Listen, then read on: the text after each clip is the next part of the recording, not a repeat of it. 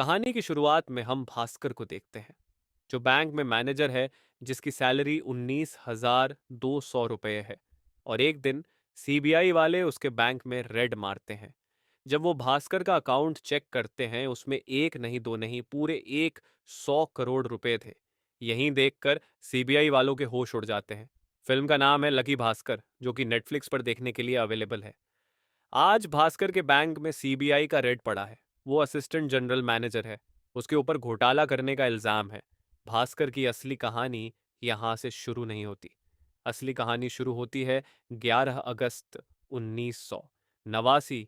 उस समय भास्कर मुंबई के मगधा बैंक में कैशियर था और भास्कर की सैलरी 6,000 रुपये थी।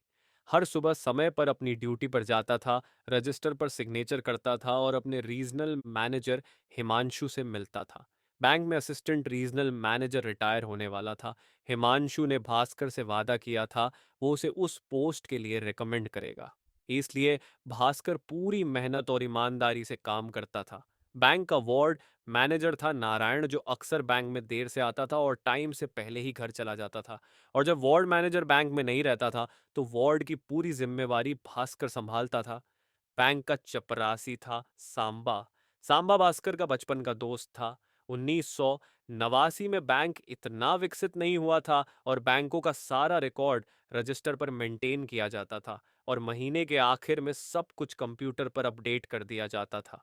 6,000 की सैलरी में भास्कर के घर का खर्चा कैसे चलता, तो वो साइड बिजनेस भी करता था। बैंक में आने वाले कई सारे कस्टमर अपना फर्म नहीं भर पाते थे, बैंक के बाहर कैफे में बैठकर उनका फर्म भरता था और बदले में उनसे पैसे भी लेता था। एक दिन सांबा भास्कर के पास एक आदमी एंथनी को लेकर आता है। वो बैंक से लोन लेना चाहता था, लेकिन एंथोनी के पास बैंक को देने के लिए कोई सिक्योरिटी नहीं था। भास्कर उसे लोन देने से मना कर देता है। फिर शाम को भास्कर अपने घर जाता है। घर पर भास्कर की फैमिली में उसका छोटा भाई, जो कि इंजीनियरिंग की पढ़ाई कर रहा था, छोटी बहन डिग्री कॉलेज में पढ़ रही थी, पापा जो कि किसी जमाने में शिये थे लेकिन अब घर पर ही रहते हैं और किसी से बात नहीं करते, भास्कर की वाइफ सुमति, जिसने अपने घर वालों को नाराज करके भास्कर से शादी की थी, और उनका 6 साल का बेटा कार्तिक। इतने लोग थे घर में। सुमति होम फूड बिजनेस चलाना चाहती थी, लेकिन भास्कर ने पहले ही 33,000 का लोन बैंक से लिया हुआ था, जो चुकाना अभी बाकी था।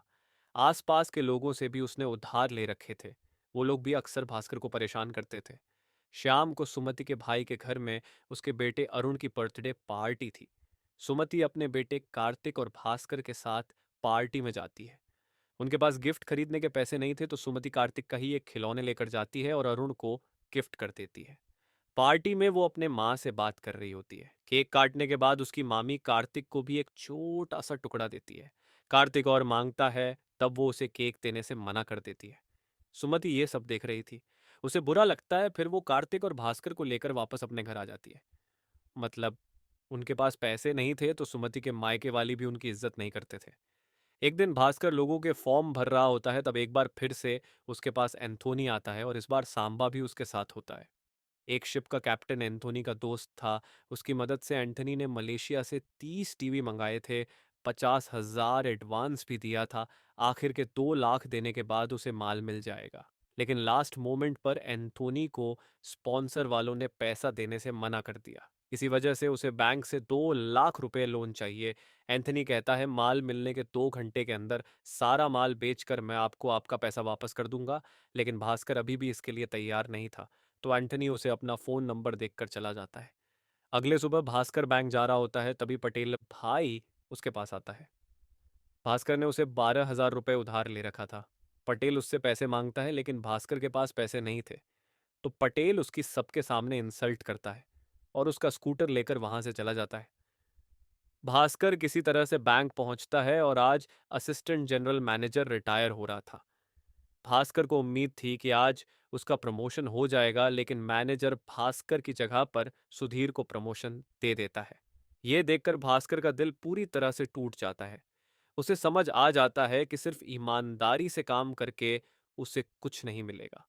उसे और उसके परिवार को हर जगह पर इंसल्ट फेस करना पड़ेगा। शाम को बैंक बंद होने के बाद भास्कर सांबा के साथ एक होटल में जाता है। वो एंथोनी को भी होटल में मिलने को बुलाता है। भास्कर ने बैंक से 2 लाख रुपए चुराए थे, वो एंथनी को 2 लाख रुपए दे देता है और बदले में एक डील करता है।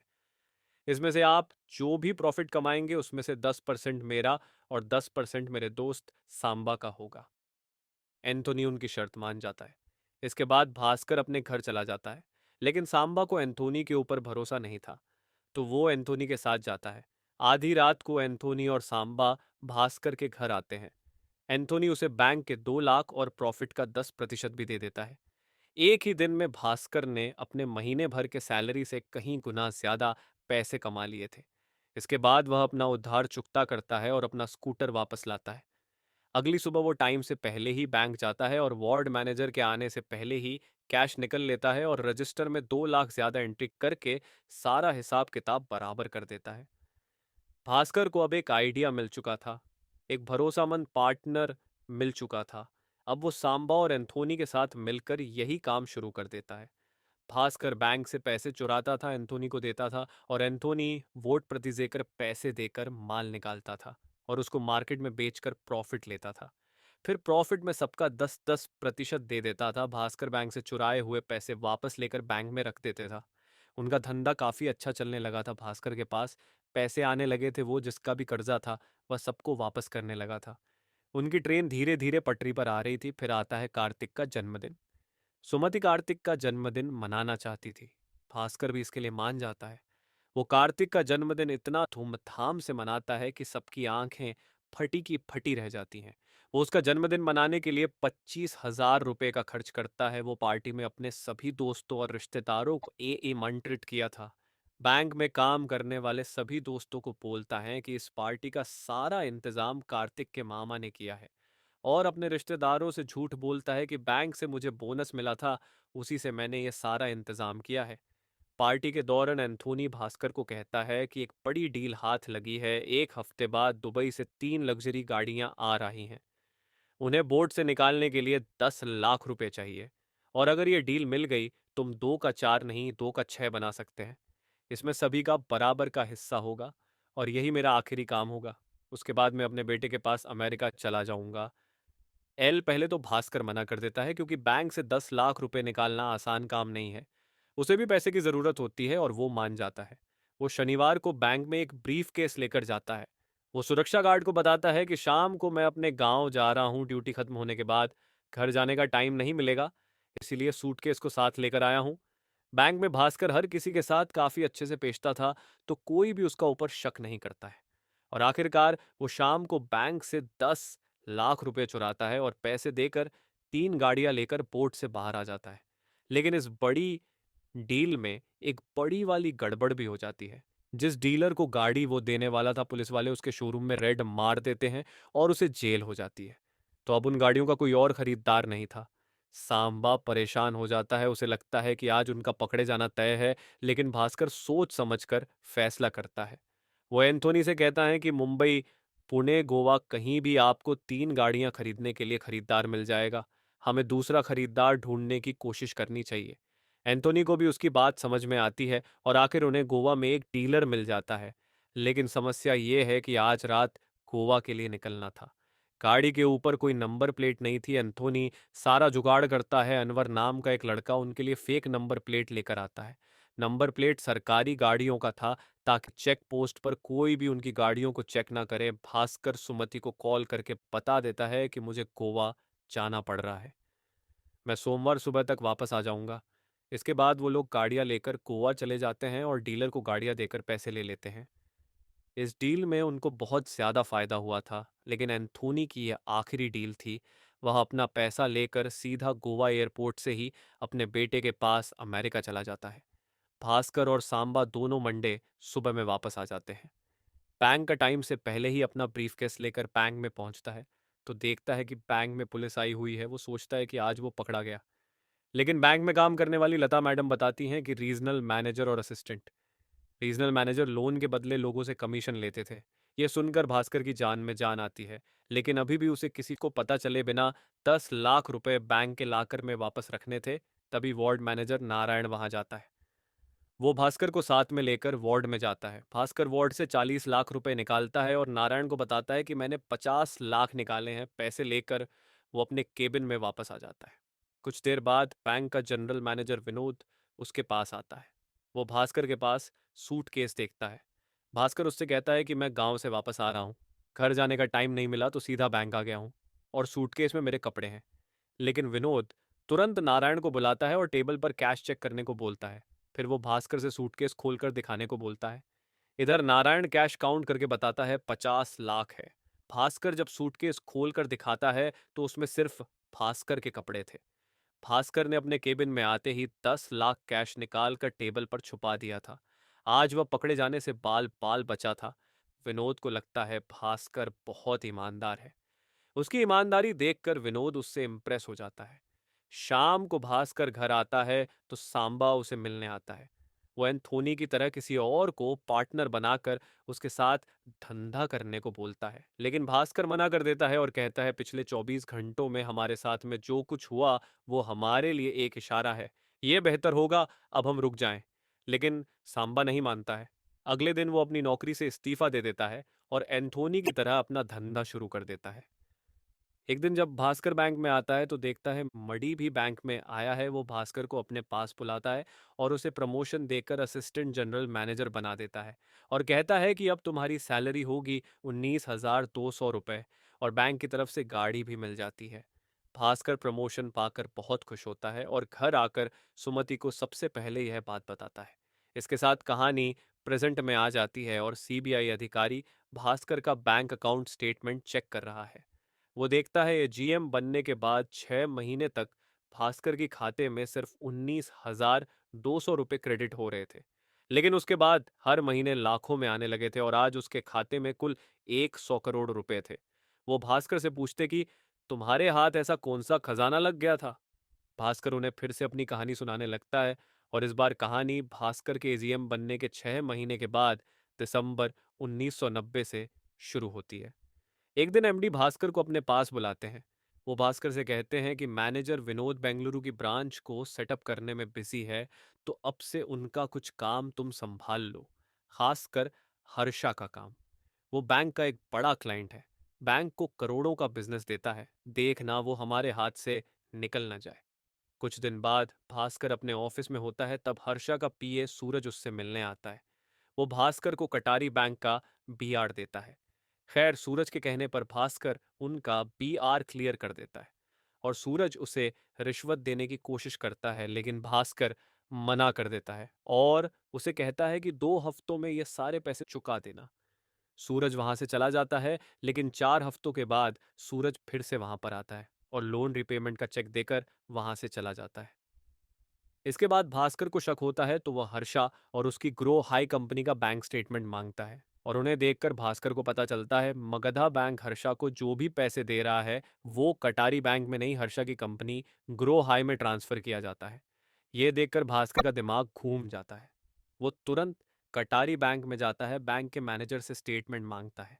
कटारी बैंक का मैनेजर स्टेटमेंट देने की जगह बहाने बनाने लगता है। भास्कर समझ जाता है कटारी बैंक में सिर्फ मैनेजर ही नहीं, बैंक का पूरा स्टाफ ही हर्षा के सामने बिक चुका है। इन्वेस्टिगेशन करते हुए जल्दी भास्कर को पता चल जाता है कि हर्षा को बैंक से जो भी पैसे मिलते हैं वो उन पैसों से शेयर मार्केट में शेयर्स की रेटिंग करता है। वो अपने लोगों की मदद से किसी भी कंपनी के शेयर्स को बढ़ाने तक खरीदता रहता है और जब शेयर्स का रेट बढ़ जाता है तो एक साथ बेच देता है। और सब कुछ पता करने के बाद भास्कर के दिमाग में आइडिया आता है। वो तुरंत सूरज मिलने के लिए जाता है और उसके साथ डील करता है कि आज के बाद जो भी बीआर तुम लेकर आओगे उसमें से 1% मेरा कमीशन होगा जो मुझे कैश में चाहिए। इसके अलावा जिन शेयर्स की तुम रैंकिंग करने वाले हो उसकी जानकारी एक दिन पहले ही चाहिए। इस डील के लिए सूरज मान जाता है। अगली बार सूरज बीआर लेकर आता है तो भास्कर क्लियर कर देता है और अगले ही दिन सूरज भास्कर को कैश में उसका कमीशन लाकर दे देता है। भास्कर उन पैसों को लेकर अनवर के पास जाता है। ये अनवर वो है जो सरकारी गाड़ियों का नंबर प्लेट लेकर आया था। अनवर ब्लैक मनी के वाइट करने में एक्सपर्ट था। वो भास्कर को बताता है कि इन पैसों के वाइट करने का सबसे अच्छा तरीका होगा लॉटरी। अनवर अपनी सेटिंग लगाकर एक लॉटरी वाले के पास जाता है, उसे उसका कमीशन देता है और 25 लाख की लॉटरी का टिकट खरीद देता है। अगले दिन भास्कर 25 लाख की लॉटरी जीत जाता है। अब टैक्स, लॉटरी वालों का कमीशन, अनवर का कमीशन, सब कुछ काट के भास्कर को 17 लाख रुपए मिलते हैं। इसके बाद भास्कर एक छोटे ट्रेडर देशमुख ट्रेडर्स के पास जाता है, एक ट्रेडिंग अकाउंट खुलवाता है और शेयर्स खरीदने के लिए सूरज के टिप का वेट करने लगता है। कुछ दिन बाद सूरज कॉल करके भास्कर को शेयर खरीदने की टिप देता है। भास्कर भी देशमुख को कॉल करके 17 लाख में उसे कंपनी के शेयर्स को खरीदने के लिए बोलता है। फिर सूरज के कहने पर देशमुख से कहकर अपने सारे शेयर्स बेच देता है। इस तरह से सिर्फ एक हफ्ते में भास्कर 17 लाख से 70 लाख बना लेता है। लेकिन उसके अगले ही दिन भास्कर 69 लाख खर्च कर देता है। भास्कर की छोटी बहन को देखने के लिए लड़के वाले आते हैं और शादी की शॉपिंग करने के लिए सुमति और अपनी छोटी बहन को लेकर एक ज्वेलरी शॉप में जाता है। लेकिन शॉप में उनका होलिया देखकर वहां काम करने वाले लोग इनके साथ ठीक से बात नहीं करते। भास्कर को पहले की तरह इस बार भी अपने इंसल्ट फील होती है, लेकिन अब वह मजबूर नहीं था। उसके पास पैसे थे। वो तुरंत अपनी बहन और सुमति को लेकर ज्वेलरी शॉप से निकल जाता है, बैंक से पैसे निकालता है, अच्छे कपड़े खरीदता है, फिर एक नई कार खरीदता है और फिर वापस ज्वेलरी शॉप में जाता है। उनका होलिया देखकर शॉप का ओनर भी हैरान हो जाता है और भास्कर उसे अपना पैसों का घमंड दिखाते हुए ज्वेलरी का पूरा काउंटर ही खरीद लेता है। खैर, कुछ दिन बाद उसकी बहन की शादी भी हो जाती है। फिर एक दिन उसे अनवर कहता है कि अगर हम बार बार लॉटरी जीतेंगे तो गवर्नमेंट के नज़र में आ जाएंगे। ब्लैक मनी को वाइट करने के लिए हमें एक बिजनेस की शुरुआत करनी चाहिए। अनवर के आइडिया से भास्कर सुमति का होम फूड बिजनेस शुरू करवा देता है और अनवर को उसके बिजनेस में अकाउंटेंट बना देता है। और इस बिजनेस की एड में अनवर भास्कर के ब्लैक मनी को फाइट करना चालू कर देता है। भास्कर और अनवर इस बात का पूरा ख्याल रखते हैं कि सुमति को कभी इस बारे में कुछ पता ना चले, क्योंकि भास्कर अपनी फैमिली से बहुत प्यार करता था। इस तरह से भास्कर का सब कुछ बहुत अच्छे से चल रहा था। जैसे जैसे भास्कर के अकाउंट में बैलेंस बढ़ रहा था, वैसे वैसे उसका ईगो भी बढ़ता जा रहा था। जहां पहले भास्कर सबसे प्यार से बात करता था, वहीं अब भास्कर लोगों से अकड़ में बात करने लगा था। कुछ महीनों में सुमति भी उसका घमंड देखकर उससे नाराज हो जाती है। भास्कर से कहती है कि तुम बदल चुके हो। भास्कर उससे कहता है कि मैं बदला नहीं हूं, बस मैं अमीर हो गया हूं। लेकिन अच्छे दिन ज्यादा दिनों तक नहीं रहते हैं। कुछ दिनों बाद कटारी बैंक का मैनेजर भास्कर से मिलने उसके ऑफिस में आता है और यहीं से भास्कर के बुरे दिन शुरू हो जाते हैं। वो थोड़ा परेशान लग रहा था और पूछने पर भास्कर उसे बताता है कि हर्षा की तरफ से अभी भी 100 करोड़ के बीआर आने बाकी है। यह सुनकर मैनेजर के होश उड़ जाते हैं। वो भास्कर को बताता है कि मैंने आज तक कभी भी 9 करोड़ से ज्यादा की बीआर पर सिग्नेचर नहीं किया है। भास्कर तुरंत डॉक्यूमेंट्स मंगाकर चेक करता है। तब मैनेजर कहता है कि यह सब मैंने साइन नहीं किया है, ये सब फर्जी साइन है। डॉक्यूमेंट्स और अमाउंट देखकर मैनेजर की हालत खराब हो जाती है। उसे तुरंत हार्ट अटैक आ जाता है और भास्कर की आंखों के सामने ही उस मैनेजर की मौत हो जाती है। ये देखकर भास्कर की भी हालत खराब हो जाती है। वो सूरज से पूछता है कि तुमने फर्जी डॉक्यूमेंट और सिग्नेचर का इस्तेमाल क्यों किया? इससे तो हम सब पकड़े जाएंगे। वो सूरज से कहता है कि जब तक तुम लोग 100 करोड़ के बीआर को फाइनल नहीं करोगे, तब तक मैं कोई नया बीआर अप्रूव नहीं करूंगा। एक दिन शाम को भास्कर और सुमति के बीच में एक छोटा सा झगड़ा हो जाता है। भास्कर सुमति को मनाने की कोशिश कर रहा होता है। तब कई सालों के बाद आखिरकार भास्कर के पापा प्रहलाद उसे आवाज देकर अपने कमरे में बुलाते हैं। वह भास्कर को सुमति के फूड बिजनेस का बिल दिखाकर उससे पूछते हैं कि आखिर तुम कर क्या रहे हो। भास्कर अपने पापा से सब कुछ छुपाने की कोशिश करता है, लेकिन प्रहलाद उसे कहते हैं कि देखो, मैं पहले से ये था, तो तुम मुझसे झूठ नहीं बोल सकते। आखिरकार मजबूर होकर भास्कर अपने पापा को सारी सच्चाई बता देता है। सब सुनने के बाद उसके पिता कहते कि तुम जो जुआ खेल रहे हो वो बहुत खतरनाक है। जुआ खेलने बुरा नहीं है, लेकिन ये पता होना चाहिए कि रुकना कब है। भास्कर को अपने पापा की बात समझ में आ जाती है और वो अब डिसाइड करता है हर्षा के भेजे हुए बीआर को कभी अप्रूव नहीं करेगा। सूरज बार बार बीआर को लेकर बैंक में आता है, लेकिन भास्कर उसे हर बार फाड़ देता था।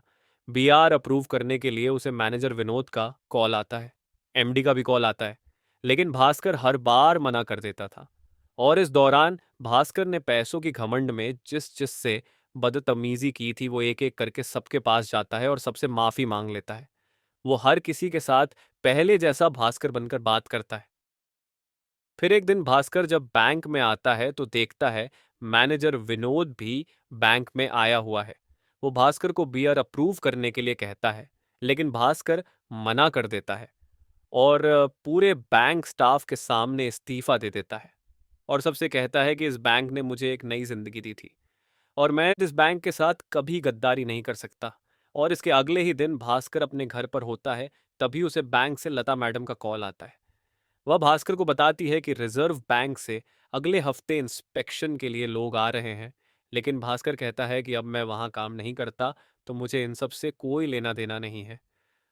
और अब कहानी प्रेजेंट में आता है, जब सीबीआई वालों ने भास्कर के घर और बैंक पर एक साथ रेड मारी थी। वह भास्कर को लेकर बैंक में गए थे और भास्कर का अकाउंट चेक किया था तो उसमें पूरे 100 करोड़ रुपए थे। लेकिन सीबीआई वालों को कोई सबूत नहीं मिलता जिससे यह साबित हो सके कि यह पैसे इलीगल है। लेकिन सीबीआई ऑफिसर उसे कहता है कि मेरी एक रिपोर्ट से तुम्हारा बैंक अकाउंट फ्रीज हो जाएगा और पूरी जिंदगी तुम्हें उसमें से एक फूटी कौड़ी भी नहीं मिलेगी और तुम जेल चले जाओगे। तुम्हारी फैमिली सड़क पर आ जाएगी। और अगर तुम ये सब नहीं चाहते तो अपने अकाउंट के पूरे 100 करोड़ हर्षा के अकाउंट में ट्रांसफर कर दो। और इसके साथ भास्कर को पता चलता है कि सीबीआई ऑफिसर, बैंक का मैनेजर और बैंक का एमडी सब कोई हर्षा के सामने बिका हुआ है। और सुबह से जो ये सब नाटक हो रहा था वो भास्कर के अकाउंट में रखा हुआ 100 करोड़ के लिए हो रहा था, क्योंकि भास्कर ने ही आरबीआई में कंप्लेंट की थी। और आखिरकार अपनी फैमिली को बचाने के लिए भास्कर अपने अकाउंट की चेकबुक पर साइन कर देता है और चुपचाप से बैंक से वापस अपने घर चला जाता है। बैंक को वापस कर देगा और आरबीआई वालों को इंस्पेक्शन में कुछ भी इलीगल नहीं मिलेगा। लेकिन अगले दिन जैसे ही सूरज बैंक में भास्कर का चेक लेकर आता है, अकाउंट्स डिपार्टमेंट वाले चेक देखकर हैरान हो जाते हैं। वह तुरंत विनोद के पास जाते हैं, उसे बताते हैं 10 दिन पहले ही अपने अकाउंट से सारा पैसा निकाल दिया था और अकाउंट बंद करने के लिए लेटर भी दिया था। और यह सारा रिकॉर्ड अभी तक कंप्यूटर में अपडेट नहीं हुआ था। ये सुनकर ऑफिसर और हर्षा हर किसी के होश उड़ जाते हैं। किसी को भी समझ नहीं आता कि आखिर ये सब हुआ कैसे। दूसरी तरफ हम भास्कर को देखते हैं। वो अब अपनी फैमिली के साथ अमेरिका पहुंच जाता है। प्रहलाद को पहले से ही पता था कि घोटाला बाहर आने के बाद भास्कर को कोई नहीं बचा सकता। प्रहलाद के कहने पर ही भास्कर ने ही कुछ हफ्ते पहले ही देश छोड़ने की तैयारी शुरू कर दी थी। इंडिया में सारी प्रॉपर्टी उसने अपने बहन के नाम कर दी थी। फिर वो एक ट्रेवल एजेंट से मिलता है। वो एजेंट उसे बताता है कि अगर हम अमेरिका में 1 करोड़ इन्वेस्ट करेंगे तो कंडीशनल ग्रीन कार्ड मिल जाएगा और कुछ साल बाद सिटीजनशिप भी। इसके बाद भास्कर एंथनी को कॉल करता है, जो कि इस वक्त अमेरिका में था, और उसकी मदद से वहां पर एक 5 स्टार होटल खरीद लेता है। उसके साथ कुछ टाइम बाद ही उसके पास ग्रीन कार्ड भी आ जाता है।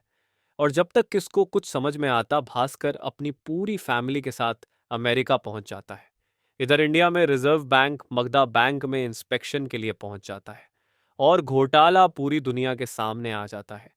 बैंक का मैनेजर विनोद, बैंक का एमडी और हर्षा सबको एक एक करके अरेस्ट कर लिया जाता है। दूसरी तरफ भास्कर एक 5 स्टार होटल का मालिक बन गया था और एक दिन वह सुमति को अमेरिकन एक्सप्रेस का क्रेडिट कार्ड देता है और उससे कहता है, तुम इसे जितना चाहो उतना शॉपिंग कर सकती हो। सुमति के मन में कई सारे सवाल थे। वो जानती थी भास्कर ने कुछ ना कुछ गलत जरूर किया है, लेकिन वह भास्कर से कोई सवाल नहीं करती है क्योंकि उसे भरोसा था कि भास्कर अपने परिवार को कभी खतरे में नहीं डालेगा। और इसी के साथ यह मूवी खत्म हो जाती है। ये मूवी आपको कैसी लगी कमेंट में ज़रूर बताएं।